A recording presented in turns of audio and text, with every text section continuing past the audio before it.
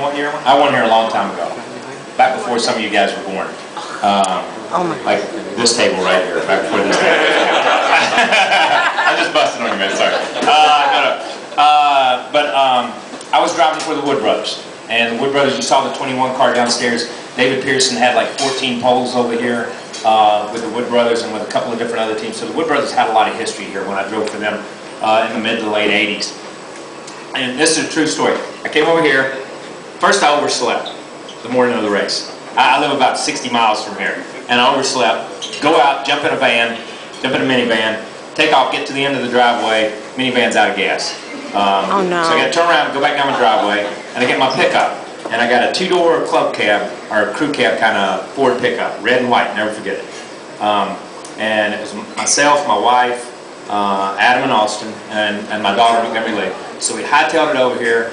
We got up the road here, switched over to 49, come down 49, come back through over here at is that Harrisburg? Whatever that little town is. Harrisburg. Yeah, Harrisburg. Come through the residential area, cut through a couple yards, come in the back by Bobby Allison, shop over here. Anyhow, got to the racetrack about 30 minutes before the drivers' meeting, which is really late. Okay, let me just say it. That's really late. So they had the thing down here, ran the race, and we had a good car. We had probably a top 3 to top 5 car all day long. Didn't have a winning car. We definitely didn't have a winning car. But it seemed like everybody, this used to be, and it still is to some degree, but it really used to be more of an endurance race. And if you could run that last 100 miles, you were the guy to beat. That's what it was. A lot of people broke after 450, 500 miles.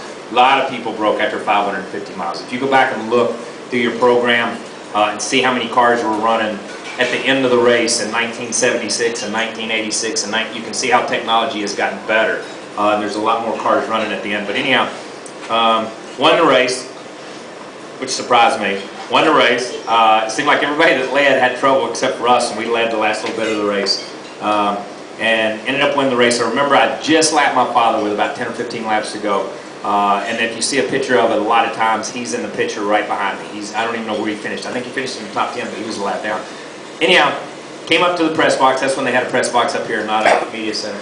Came to the press box, did all our stuff, got in the car, and how many of you guys come 85 going back towards Raleigh? All right, yes. when you get right before Highway 52, there's right before Jake Alexander. There wasn't an exit there. Well, that's where I ran out of gas in my pickup.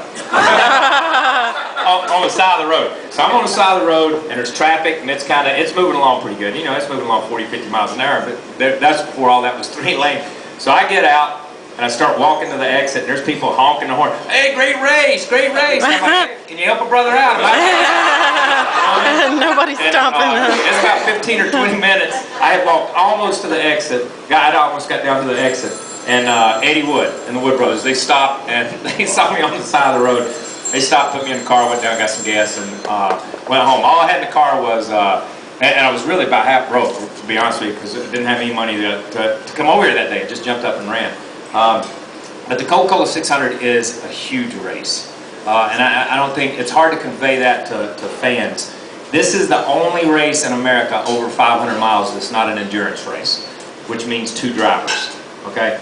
It's the Indy 500, it's the Daytona 500, and then you jump from that to the 6 hours and 12-hour races, the 12 hours at Sebring, the 24 hours at Daytona endurance race. This is the longest race that anybody runs in any form of racing. It's not a multi-driver race.